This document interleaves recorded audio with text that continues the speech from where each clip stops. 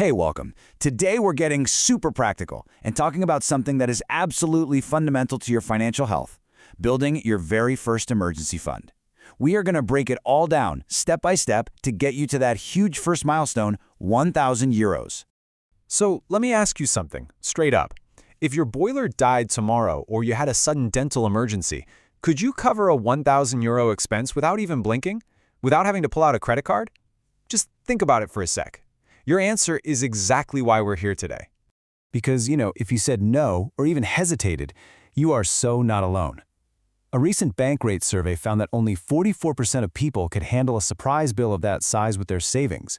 That means most of us are one piece of bad luck away from a serious financial headache. But listen, we are going to change that. Here's our game plan for today. First, we'll talk about the real shock of those surprise bills. Then, we'll set our sights on that first 1,000 euro goal. After that, we'll get into the fun part, finding extra cash fast. Then, we'll put the whole thing on autopilot, and finally, talk about what this really is, your financial confidence account. Okay, let's just get real for a minute. Life happens, right? Unexpected costs aren't a matter of if, they are a matter of when. And if you don't have a safety net, a simple surprise can turn into a disaster, forcing you onto high-interest credit cards and turning a $1,000 problem into a much, much bigger one down the road. And we're talking about really common stuff here. The kind of things that happen to all of us. The car suddenly needs a major repair, an unexpected trip to the doctor, the washing machine floods the kitchen. These are the exact moments an emergency fund is designed to handle. Now, you've probably heard people say you need 3 to 6 months of expenses saved up. And honestly, that number can feel so big, it's paralyzing. So we're not even going to think about that right now. Our first goal is simple, it's achievable, and it's powerful. Save 1,000 euros. This isn't the finish line, but it is the most important first step you can take. And this right here really gets to the heart of it. Hitting that first 1,000 euro, that is a massive psychological win. Seriously. It's not just about the money, it's about proving to yourself that yes, you can do this, you can take control. And that feeling? That's the momentum that will carry you forward. So, the million-dollar question, where does this money actually come from? Let's dive into some really practical strategies. And the good news is, this usually isn't about needing a bigger salary. It's about making small, clever adjustments to the money that's already flowing through your hands. A fantastic place to start is with a really simple framework, like the 50-30-20 rule. It's just a guideline to help you see what's what. The idea is roughly 50% of your take-home pay goes to your absolute needs, rent, utilities, groceries. 30% goes to your wants, eating out, hobbies. And that leaves a crucial 20% for savings and paying off debt. See that 20% slice there? For right now, that is our target. Before we worry about anything else, we're going to get laser-focused on channeling that 20% or whatever piece of it we can find straight into building this initial safety net.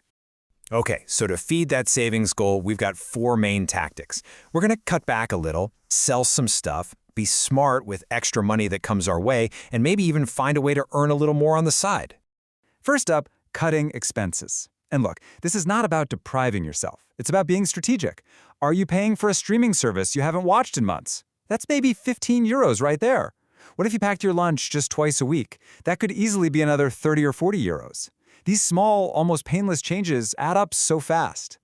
Next, I want you to look around your home. That old video game console, clothes you never wear, the kitchen gadget you used once, that's not clutter, my friend. That's cash just sitting there. Places like Facebook Marketplace or eBay make it so easy to turn those unwanted items into fuel for your emergency fund. And hey, don't forget about windfalls, that tax refund, a bonus from work, or even a cash gift for your birthday. The temptation is to just spend it, right? But using all or even half of that found money to jumpstart your emergency fund is like a cheat code. It's one of the fastest ways to hit your goal. Okay, finding the money is one half of the battle, but what's the secret to actually making sure it gets saved? Automation. This is the magic step. This is how we build a system that saves for you, so you don't even have to think about it.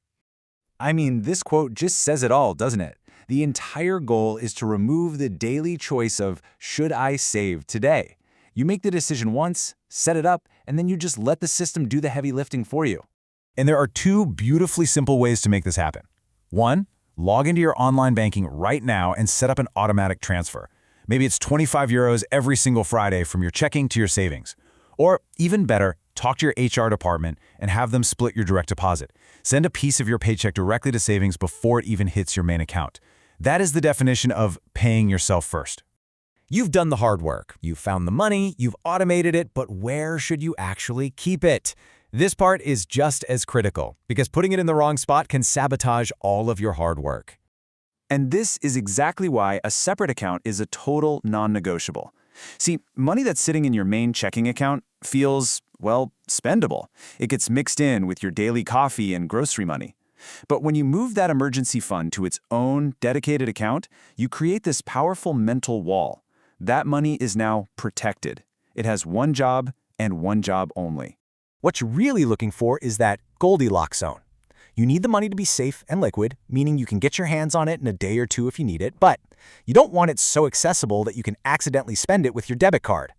A separate, high-yield savings account is absolutely perfect for this. And finally, you have to be really disciplined about what an emergency actually is. This money is for the sudden, unexpected, gotta-fix-it-now problems. It is not for concert tickets or a weekend trip. And if you do need to dip into it, that's okay. That's what it's for. But your very next financial priority becomes building it right back up again. Because in the end, that's what you've actually built. It isn't just a number in a bank account. It's the ability to sleep at night. It's knowing that a surprise bill will just be an inconvenience, not a full-blown crisis. It's peace of mind. It is freedom from that constant, low-level financial stress. So, once you hit that €1,000 milestone, and you will, I want you to take a moment and really celebrate that win. You earned it. And then ask yourself this question: what's next? Maybe it's going for €2,000. Maybe it's time to aggressively pay down some debt. You've proven to yourself you can do this. Your financial journey has officially begun.